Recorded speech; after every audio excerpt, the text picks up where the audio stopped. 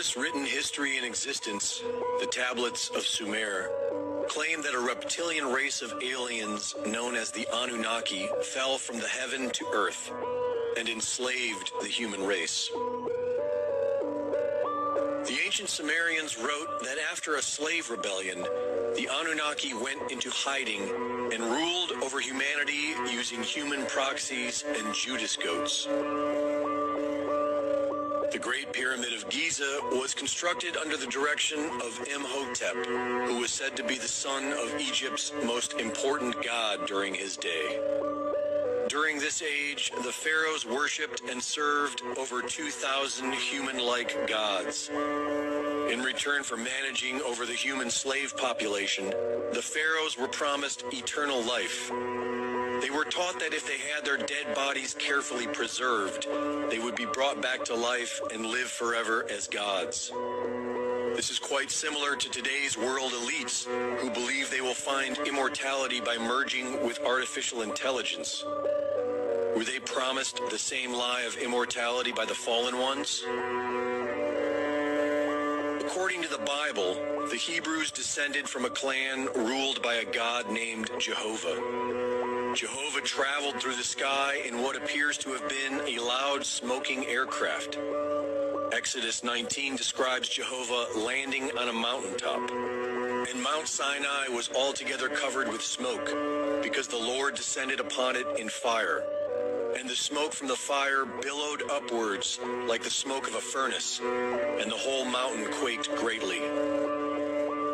The Bible describes how Moses and a few select leaders were the only ones permitted to approach Jehovah's mountaintop landing site. And Jehovah had threatened to kill anyone else who tried. The Aryan leaders of ancient India claimed obedience to gods who fell from the sky.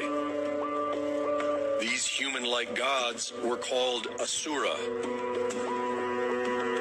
The Nazi inner circle of the Third Reich claimed to have been following orders from these very same Aryan gods.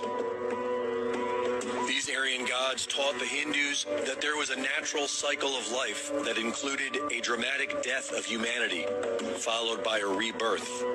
The legend of the phoenix teaches that a natural law exists wherein mankind must die by fire to emerge out of the ashes, growing again, dying again, and so on forever.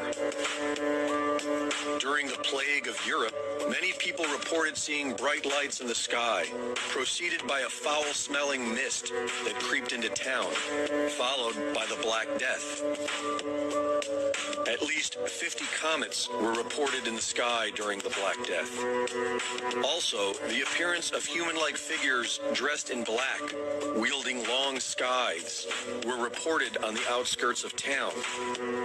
This is where the image of death was born. After the strange beings were seen, an outbreak of the plague would manifest.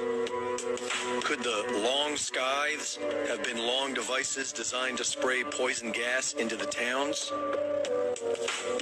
About 100 years after the Black Death came the cholera pandemic. 100 years after that, the Spanish flu originated from Fort Riley, an army installation in Kansas. And now we have the Wuhan virus, which seems to have originated from a Wuhan biolab. The Bible teaches us that Lucifer and the fallen angels rule over the earth. And when you look at the historical record, it almost seems as if they are farming us and thinning the herd every 100 years. For the past decade, Hollywood has produced an endless stream of doomsday end-time movies. The History Channel alone has deeply embedded the concept of UFOs and aliens into our perceived reality. Are they preparing us for the end?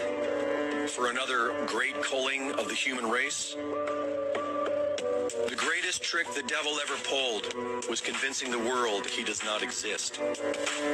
Instead, we are taught that the human race is a virus.